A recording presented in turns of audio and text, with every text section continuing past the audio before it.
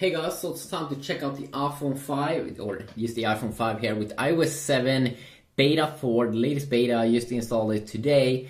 You can see here when I go into General, no, not software updates, but about the 11A4435D. It's the new latest update over here, and we'll be running two programs here to benchmark it against the Galaxy S4. Because people always like that stuff. So we're gonna check it out here with my Galaxy S4 here with Android 4.3, the Google edition. It's currently running. So we're starting off with the program called Geekbench here. So if you just go back here, you can see 1 GB of RAM here on the iPhone, almost twice on the S4. Totally different operating system, of course. The latest version of iOS here and the latest version of Android here that I can get.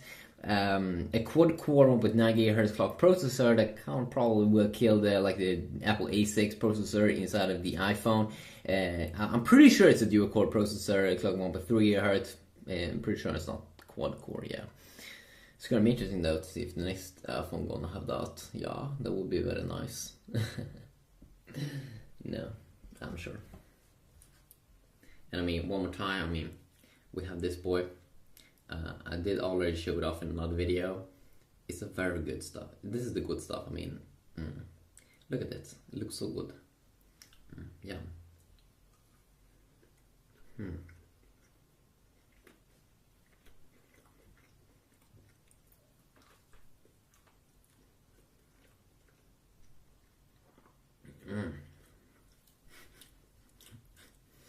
So we're gonna score on the S4 first.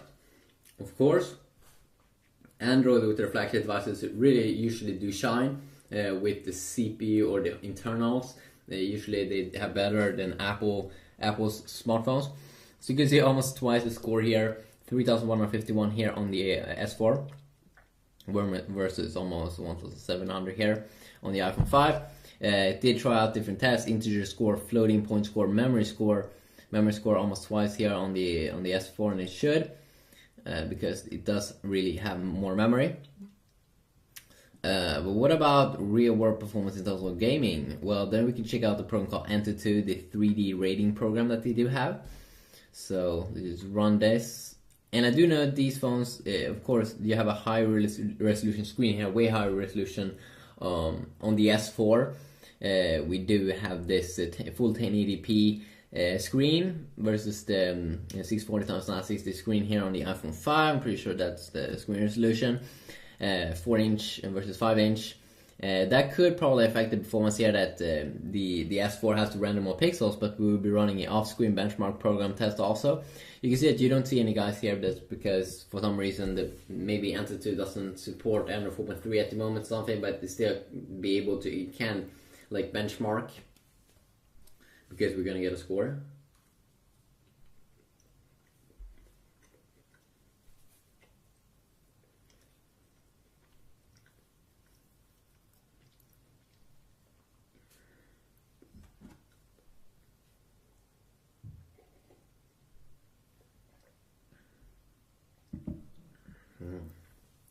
There we go. So let's see here what kind of score we got. So we got a score of 12,000 here on the iPhone and 7,800 here on the S4. And before you say start to rate and everything, remember that this is almost like twice the resolution or something that it does have to render. Of course, more pixels that to render. I'm pretty sure that will affect the results. So let's run the off-screen benchmark test also. That kind of like will run this test in the same kind of resolution. So let's check it out, shall we?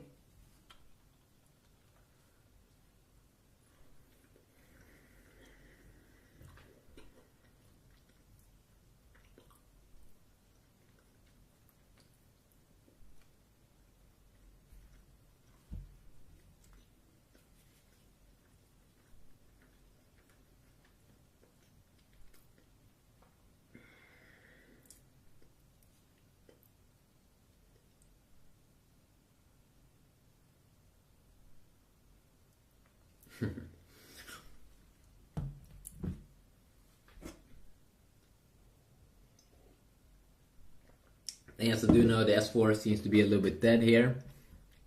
But I'm pretty sure it's still running the benchmark test, but Seems like this app could have some problem with the latest version of Android here.